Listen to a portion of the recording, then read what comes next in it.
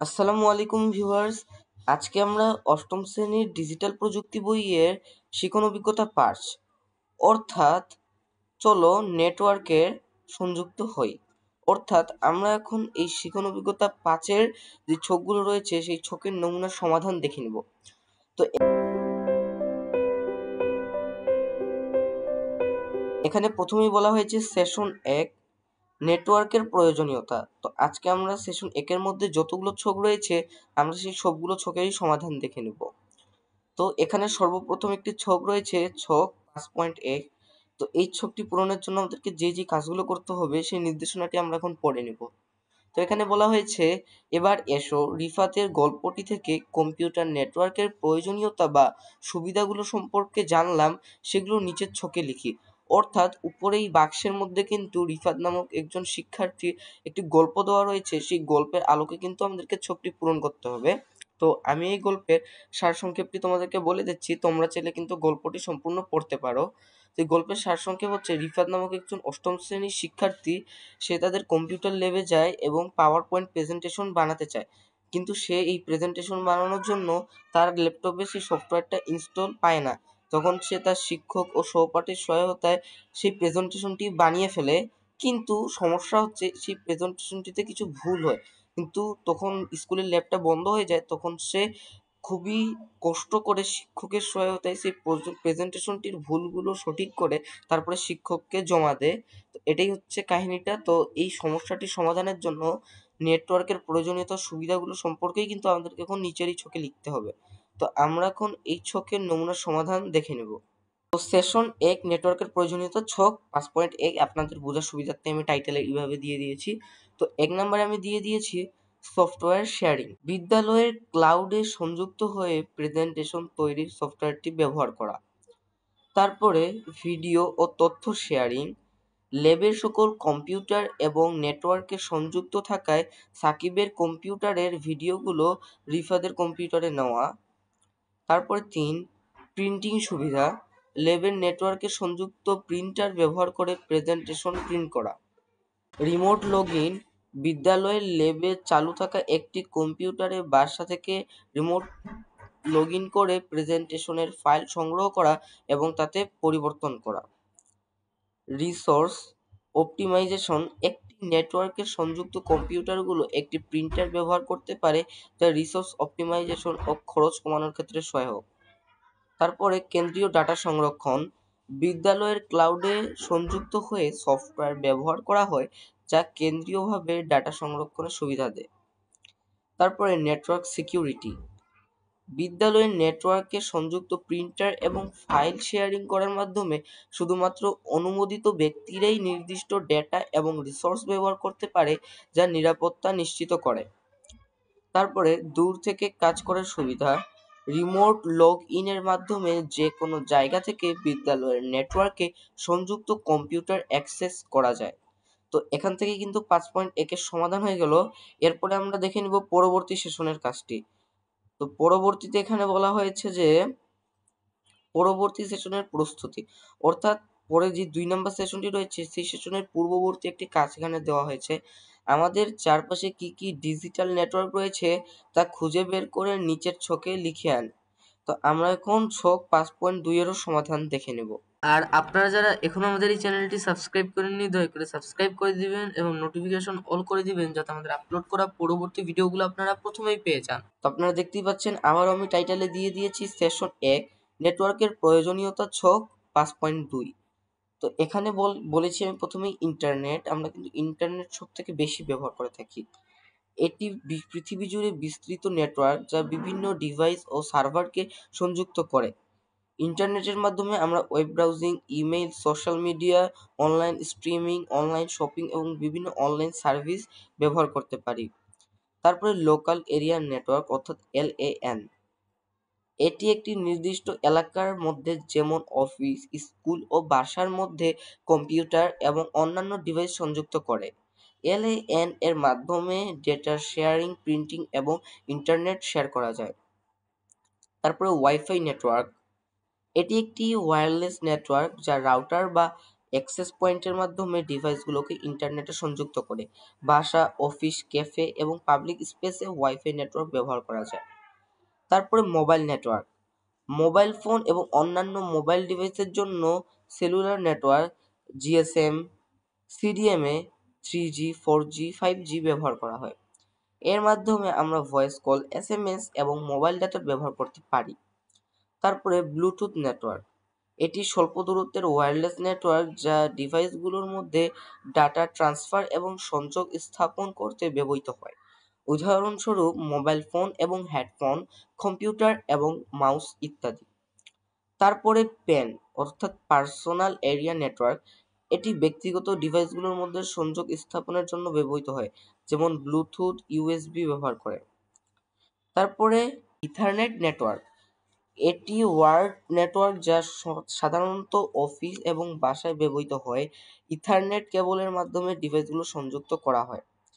তারপরে cloud network, cloud service প্রোভাইডারগুলোর মাধ্যমে ব্যবহৃত নেটওয়ার্ক যা ডেটা স্টোরেজ, প্রোগ্রাম রান এবং অন্যান্য সার্ভিস প্রদান করে। উদাহরণস্বরূপ গুগল ড্রাইভ, ড্রপবক্স, আইক্লাউড। তারপরে banking network, ATM, online banking এবং মোবাইল ব্যাংকিং সিস্টেমগুলো ব্যাংকিং নেটওয়ার্কের অংশ, যা ব্যাংক এবং গ্রাহকদের মাঝে ফাইন্যান্সিয়াল ট্রানজ্যাকশন সঞ্চালন করে। তারপরে স্মার্ট হোম নেটওয়ার্ক, এটি বাসার বিভিন্ন ইলেকট্রনিক ডিভাইস এবং সেন্সরগুলোকে সংযুক্ত করে। উদাহরণস্বরূপ smart lighting, smart thermostat, security camera, smart speaker. Session 2 data communication. আমরা আজকে এই সেশনের যে ছকটি রয়েছে সেই ছকের আমরা নমুনা সমাধান দেখে নেব। তো এই সেশনের একটা গুরুত্বপূর্ণ টপিক হচ্ছে ডেটা ট্রান্সমিশন মোড। এটা কিন্তু তোমাদেরকে বুঝতে হবে, না হলে কিন্তু তোমরা যে ছকটি রয়েছে এই সেশনে সেই ছকটির সমাধান করতে পারবা না।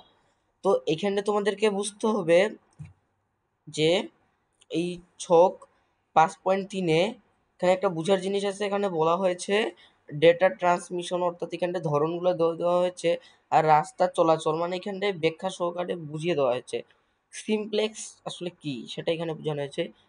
একজন প্রেরক শুধুমাত্র ডাটা পাঠাতে পারে কিন্তু তা গ্রহণ করতে পারে না, অথবা একজন প্রাপক শুধুমাত্র ডেটা গ্রহণ করতে পারে কিন্তু পাঠাতে পারে না। সেক্ষেত্রে একতরফা যখন জিনিসটা হবে তখন সেটাকে বলা হচ্ছে সিমপ্লেক্স। এটা রাস্তা চলাচল হচ্ছে দ্বিমুখী রাস্তা। তারপরে হাফ ডুপ্লেক্স অথবা সেমি ডুপ্লেক্স, এটাকে কিন্তু শুধু ডুপ্লেক্সও মাঝে মধ্যে বলা হয়ে থাকে। তো এটি হচ্ছে এক প্রান্ত থেকে ডেটা পাঠানোর সময় অন্য প্রান্ত অপেক্ষা করে এ প্রান্তের ডাটা পাঠানো শেষ হলে অন্য প্রান্ত ডেটা পাঠানো শুরু করে। এটা হচ্ছে একমুখী রাস্তা। আরেকটা রয়েছে ফুল ডুপ্লেক্স, এটি কিন্তু সর্বশেষ ডেটা ট্রান্সমিশন। তো যোগাযোগের উভয় প্রান্ত একই সাথে ডেটা প্রেরণ ও গ্রহণ করতে পারে। এটা হচ্ছে একেবারে একক দিকের ক্ষেত্রে একমুখী রাস্তা। তো তোমরা বুঝতেই পারলা যে এখানে কিভাবে এটা কাজ করতেছে। তো আমাদেরকে এখন এখানে ছক 5.4-এর এটা পূরণ করতে হবে, কারণ এই ছকটা ফাঁকা রয়েছে। তো এখানে বলা হয়েছে যোগাযোগের ধরন। তো এখানে 5টা যোগাযোগের ধরন দেওয়া হয়েছে আর এই পাশে আমাদেরকে ডেটা ট্রান্সমিশনের ধরন লিখতে হবে। তো এখানে প্রথমেই বলা রয়েছে ওয়াকি টকিতে দুজন পুলিশ অফিসারের কথোপকথন। আমরা একটু আগেই কিন্তু এখানে পড়েছিলাম যে এক প্রান্ত থেকে ডাটা পাঠানো শেষ হবে, অপেক্ষা করবে, শেষ হলে তারপরে অন্য প্রান্ত থেকে ডাটা আসবে। তোমরা যারা মুভিতে অথবা সরাসরি ওয়াকি টকি রেখেছো তোমরা অবশ্যই তার ধরন জানো, তাই এখানে ডাটা ট্রান্সমিশন হচ্ছে হাফ ডুপ্লেক্স। তো আমরা এখন বাকি ধরনগুলো দেখে নেব। আমি কিন্তু টাইটেলও দিয়ে দিয়েছি সেশন 2 ডেটা কমিউনিকেশন ছক 5.4। আমরা একটু আগে বইয়ের সমাধানটা দেখে নিলাম ওয়াকি টকির, তো এটা এখানেই থাকলো। খ নাম্বারে বলা হয়েছে মোবাইল ফোনে দুই বন্ধুর মধ্যে কথোপকথন। এটা আমি দিয়েছি ফুল ডুপ্লেক্স।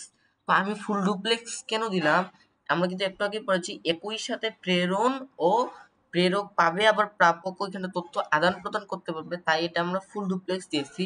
তারপরে রেডিও ও টিভি স্টেশন থেকে সরাসরি সম্প্রচার, এখানে আমরা সিমপ্লেক্স দিয়েছি। তোমরা পড়েছিলে বইয়ে যে যখন যে কোনো একটি কাজ হবে, হয়তো পাঠানো হবে অথবা গ্রহণ করা হবে, যে কোনো একটি হলে সেটাকে সিমপ্লেক্স বলা হচ্ছে। তারপরে কিবোর্ডের মাধ্যমে কম্পিউটারকে দেওয়া নির্দেশনা, এটাও কিন্তু ঠিক একই রকম ভাবে সিমপ্লেক্স। আর মেসেঞ্জারের বার্তা আদান প্রদান, এটা হচ্ছে ফুল ডুপ্লেক্স, কারণ একসাথে আদান করা যাচ্ছে আবার প্রদানও করা যাচ্ছে।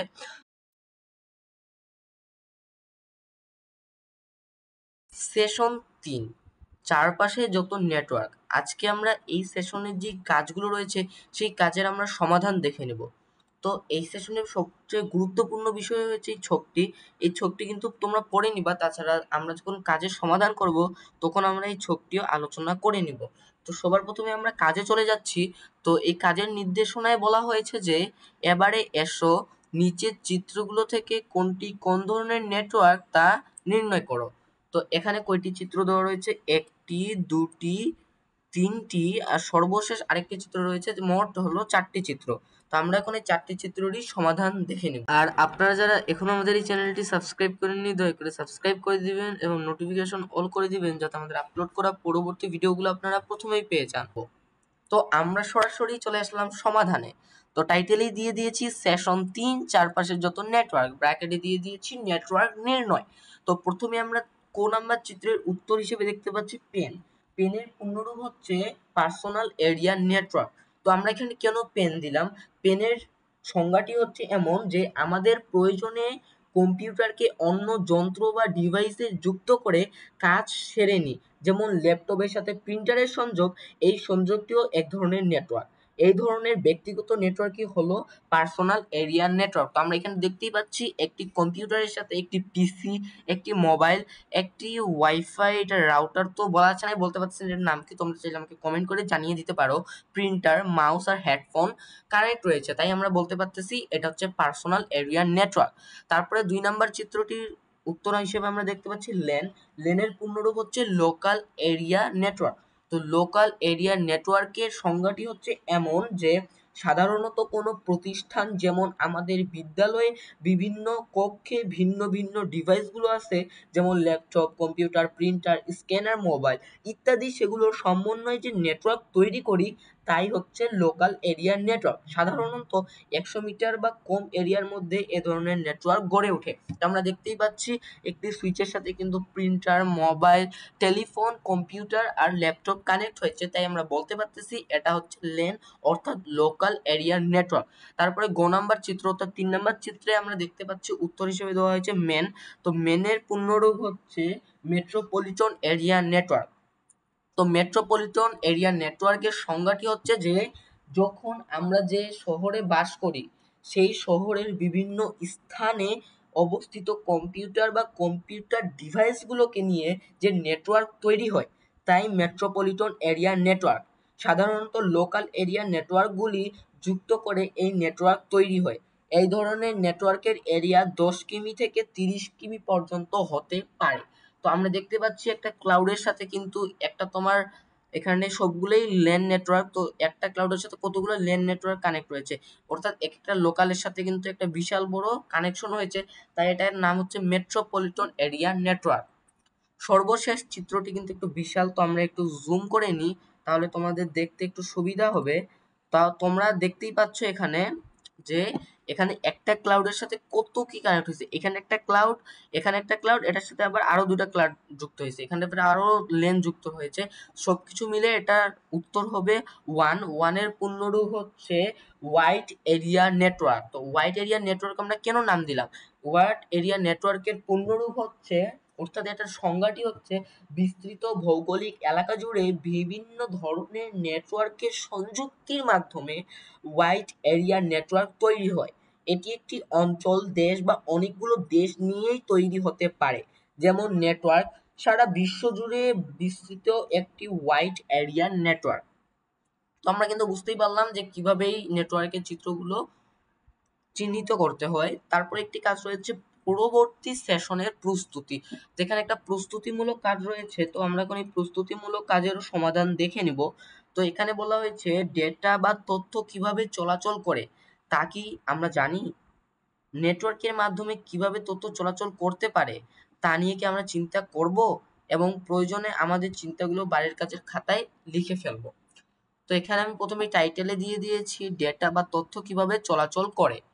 তো ডাটা প্যাকেট, তথ্য বা ডেটা নেটওয়ার্কের মাধ্যমে প্যাকেট আকারে পাঠানো হয়। একটি বড় ডেটা বা ফাইলকে ছোট ছোট অংশে ভাগ করা হয়, যেগুলোকে প্যাকেট বলা হয়। তারপরে নেটওয়ার্ক প্রোটোকল। নেটওয়ার্ক প্রোটোকল হলো নিয়মের একটি সেট যা ডেটা ট্রান্সমিশন এবং কমিউনিকেশন নিয়ন্ত্রণ করে। উদাহরণস্বরূপ টিসিপি অথবা আইপি প্রোটোকল ইন্টারনেট কমিউনিকেশনের জন্য ব্যবহৃত হয়। সুইচিং এবং রাউটিং। সুইচিং এবং রাউটিং হলো প্রক্রিয়া যা ডেটা প্যাকেটগুলোকে তাদের গন্তব্যে পৌঁছতে সাহায্য করে। সুইচ ডেটা প্যাকেটকে সঠিক নেটওয়ার্ক সেগমেন্ট পাঠায় এবং রাউটার ডেটা প্যাকেজগুলোকে বিভিন্ন নেটওয়ার্কের মাধ্যমে রুট করে। তারপরে আইপি অ্যাড্রেসিং। প্রতিটি ডিভাইস যা নেটওয়ার্কে সংযুক্ত থাকে একটি আইপি অ্যাড্রেস পায়। এটি একটি ইউনিক নম্বর যা ডিভাইসটির অবস্থান চিহ্নিত করে এবং ডেটা প্যাকেজগুলিকে সঠিক গন্তব্যে পৌঁছাতে সাহায্য করে। তারপরে ম্যাক অ্যাড্রেসিং। প্রতিটি নেটওয়ার্ক ইন্টারফেস কার্ড এনআইসি একটি ইউনিক ম্যাক অ্যাড্রেস পায়। এটি লোয়ার লেভেল নেটওয়ার্কিং এ ব্যবহার করা হয় ডেটা প্যাকেটগুলি সঠিক ডিভাইসে পাঠাতে। তারপরে ডেটা ট্রান্সমিশন মিডিয়া। ডেটা ট্রান্সমিশনের জন্য বিভিন্ন ধরনের মিডিয়া ব্যবহৃত হয়, যেমন ইথারনেট কেবল, ফাইবার অপটিক্যাল কেবল এবং ওয়্যারলেস সিগন্যাল। তারপর হচ্ছে ইনক্রিপশন এবং সিকিউরিটি। ডেটার নিরাপত্তার জন্য এনক্রিপশন প্রক্রিয়া ব্যবহৃত করা হয়, যাতে ডেটা পাঠানোর সময় সুরক্ষিত থাকে এবং কেবলমাত্র অনুমোদিত প্রাপকরা ডিক্রিপ্ট করতে পারে। তারপরে একটি সাধারণ উদাহরণ, যেমন ইমেইল পাঠানো। বাকিগুলো তোমরা পড়ে নিও, আমি বেশি বলছি না, না হলে কিন্তু ভিডিওটা লং হয়ে যাবে। তারপরে এসএমটিপি সার্ভার, এগুলো কিন্তু তোমরা সব লিখে নিবা, না হলে কিন্তু পরবর্তীতে সমস্যা হতে পারে, এখানে ব্যাখ্যা সহ দেওয়া রয়েছে। তারপরে ডেটা প্যাকেট, তারপরে রাউটিং, তারপরে হচ্ছে প্রেপকেট সার্ভার, তারপরে হচ্ছে ইমেইল রিসিভিং। তো আপনারা এক পলক দেখে নেন, আমি শুধু স্ক্রোল করতেছি।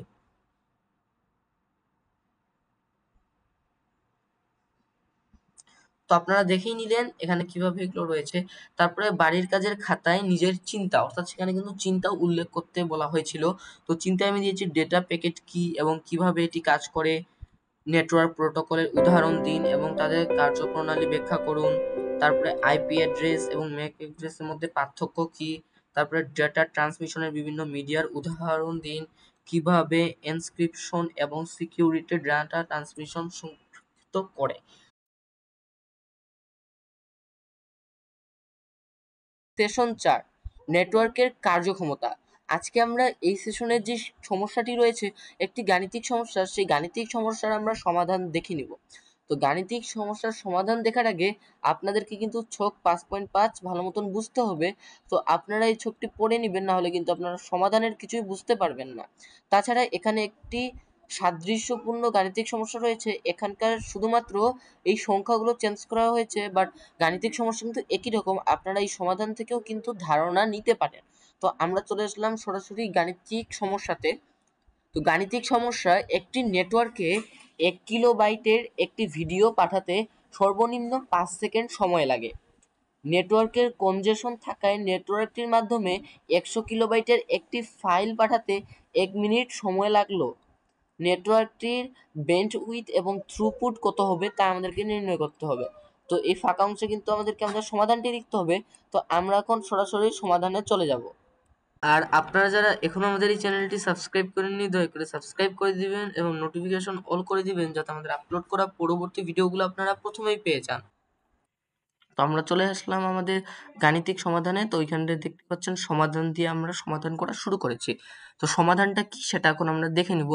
এখানে হচ্ছে একটি নেটওয়ার্কে বেন্ডউইথ এবং থ্রুপুট নির্ধারণ করতে আমরা দুটি প্রধান উপাদান ব্যবহার করি। এটা তোমাদেরকে কিন্তু লেখার দরকার নাই, এটা জাস্ট আমি তোমাদেরকে বোঝানোর জন্য এখানটা লিখেছি। অর্থাৎ এইটুকুনিটা আমি হচ্ছে লাল অংশ করে রাখলাম, এটা তোমরা লিখবা না। এখানে বেন্ডউইথ, নেটওয়ার্কটির সর্বোচ্চ ডেটা ট্রান্সফার রেট, এটি সাধারণত বিট প্রতি সেকেন্ডে পরিমাপ করা হয়। তারপরে থ্রুপুট, নেটওয়ার্কটির প্রকৃত ডেটা ট্রান্সফার রেট, এটি সাধারণত বিট প্রতি সেকেন্ডে বিপিএস পরিমাণ করা হয় এবং নেটওয়ার্কের কনজেশন এবং অন্যান্য ফ্যাক্টরের ওপর নির্ভর করে। তো এইখান থেকে কিন্তু মূলত শুরু হয়েছে আমাদের গাণিতিক সমস্যার সমাধান নির্ণয়। তো এখানে আমি দিয়েছি বেন্ড উইথ নির্ধারণ।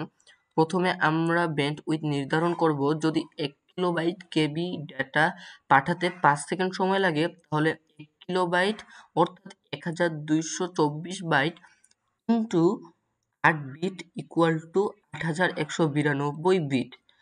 বেন্ড উইথ হচ্ছে তাহলে 8192 bit per second equal to 1638.4 bit per second. তারপরে থ্রুপুট নির্ধারণ করতে হবে এখন আমাদেরকে। এরপরে আমরা থ্রুপুট নির্ধারণ করব, যদি 10 কিলোবাইট ডেটা পাঠাতে 1 মিনিট অর্থাৎ 60 সেকেন্ড সময় লাগে, তাহলে 10 kilobyte equal to 10 into 1024 byte, kilobyte equal to আমরা জানি 1024 বাইট। তো এটা গুণ করার পর আসলো 10,224 বাইট ইকুয়াল টু আবার 4 বিট গুণ হবে, তাহলে 81,920 বিট আস্তে আস্তে আমাদের অ্যান্সার। তারপরে থ্রুপুট থেকে আমাদেরকে এখন অর্থাৎ যে বিট এখন আমাদের বের হলো 81,920 বিট, এটাকে এবার আমাকে পার সেকেন্ড দ্বারা ভাগ করে যে উত্তরটা আসবে এটাই কিন্তু আমাদের থ্রুপুট। অর্থাৎ পরবর্তীতে আমাদের উত্তর আসবে 1365.33 বিট পার সেকেন্ড। সংক্ষেপে তখন আমরা লিখে দিলাম bandwidth 1638 bit per second, আর থ্রুপুট হচ্ছে 1365.33 বিট পার সেকেন্ড। অ্যান্সার। এখান থেকেই কিন্তু এই গাণিতিক সমস্যার সমাধানের সমাপ্ত। আর আপনারা যারা এখনো আমাদের এই চ্যানেলটি সাবস্ক্রাইব করেননি, দয়া করে সাবস্ক্রাইব করে দিবেন এবং নোটিফিকেশন অল করে দিবেন, যাতে আমাদের আপলোড করা পরবর্তী ভিডিওগুলো আপনারা প্রথমেই পেয়ে যান।